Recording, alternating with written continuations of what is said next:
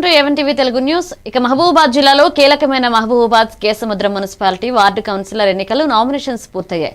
ఇక మహబూబాబాద్ లో 36 వార్డులకై 102 అభ్యర్థులు, కేసముద్రంలో 16 వార్డులకై 58 మంది అభ్యర్థులు పత్రాలు సమర్పించారు. కాంగ్రెస్ 39, బీఆర్ఎస్ 37, బీజేపీ 16, స్వతంత్రులు 9 మంది పాల్గొన్నారు. ఇక నామినేషన్ కేంద్రాల్లో భద్రతా కట్టుదిట్టం చేశారు.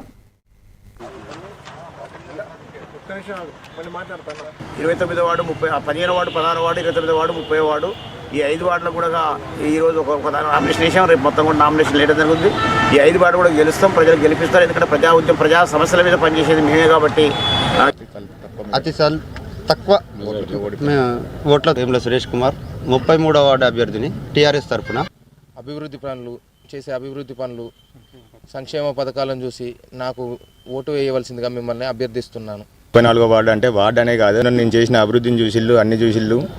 ఈసారి కూడా నాకు అవకాశం ఇస్తారని ప్రజలందరి ఆశీస్సులతో ఈసారి 34వ వార్డు నుంచి మళ్ళీ పోటీ చేయడం జరిగిందండి. ఈసారి జనరల్ అయినందుకు నేనే ఈసారి పోటీలో ఉన్నా. వరంగల్లో